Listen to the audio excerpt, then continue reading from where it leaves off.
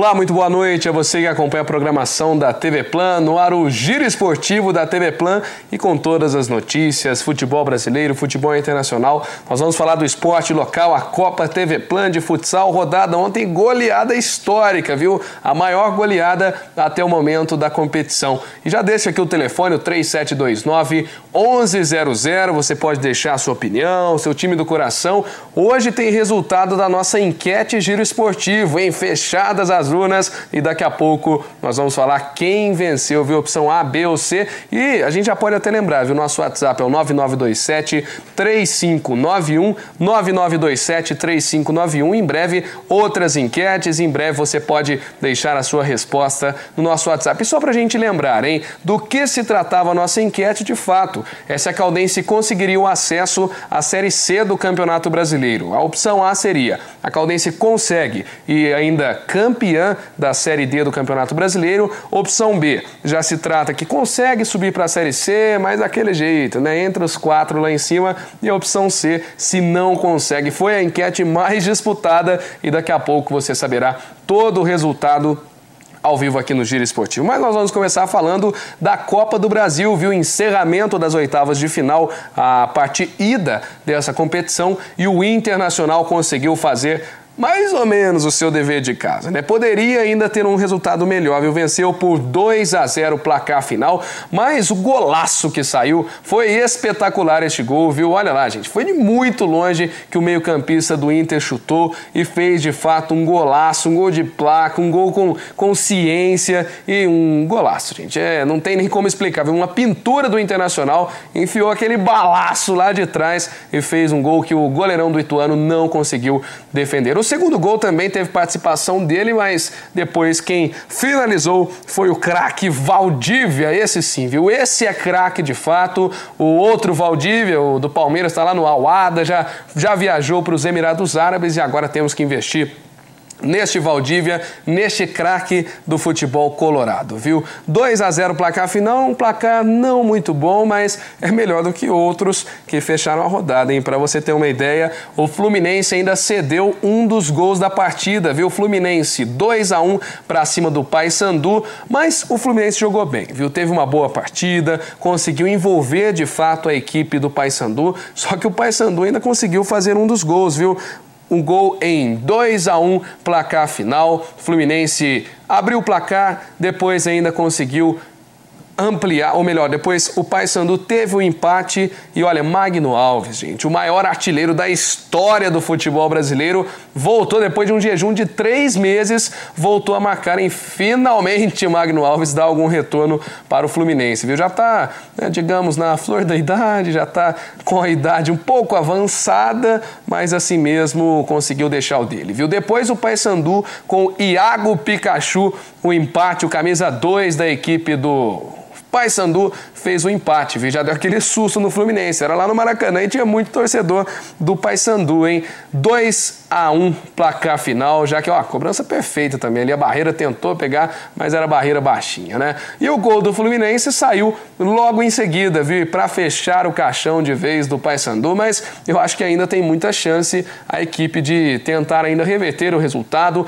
Lembrando, com este resultado, o Paysandu fez um gol fora de casa, ou seja, se fizer 1-0 em casa, já consegue a classificação para a próxima fase, só não pode empatar. O empate, qualquer empate, é favorável à equipe carioca, é favorável ao Fluminense, então ainda teremos essa disputa, 2-1, mesmo placar que o Palmeiras venceu o Cruzeiro, então já fica difícil. É um placar muito traiçoeiro, viu? Mas a partida que todo mundo esperava e ninguém esperava esse resultado foi entre São Paulo e Ceará. Isso foi no Morumbi. E olha, gente, o que o São Paulo tá arrumando, eu não sei, gente. Não sei como que perdeu pro Lanterna da Série B do Campeonato Brasileiro. O time do Ceará, que é um time muito fraco, veio com o azarão Então, chegou ali nessa parte da Copa do Brasil e, olha, jogou contra o São Paulo já imaginando que teria uma goleada mesmo, já imaginando que ia perder de muito.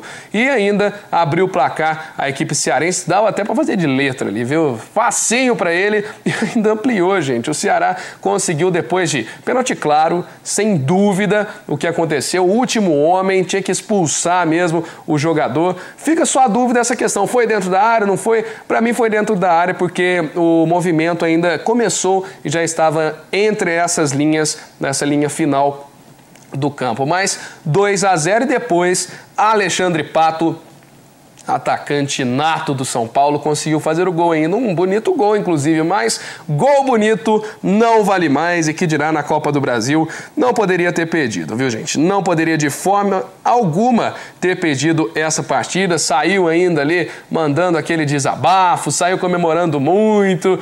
O Alexandre Pato é meio esquisito ali, mas de qualquer forma, né, fez um bonito gol, tem qualidade, conseguiu então diminuir essa vantagem, né? Mas o São Paulo jogando agora, a próxima partida vai ser lá no Castelão, lá no Ceará, e vai ser muito difícil reverter este resultado, viu? Porque o Ceará fez esses 2 gols fora de casa e dentro de casa vai ficar muito mais tranquilo. Não sei o que eles vão arrumar, viu? Mas São Paulo tem um bom time, o Ceará tem um péssimo time, então talvez foi até um erro do técnico Juan Carlos Osório, porque colocou um monte de lateral para jogar, faltou um pouquinho de mais malícia do técnico para essa partida, viu? Placar final, Ceará 2 e o São Paulo ficou apenas com um golzinho e fica com essa desvantagem para a próxima fase. Mas nós vamos com os depoimentos do fechamento dessa Copa do Brasil, viu? Dessa parte das oitavas de final ida.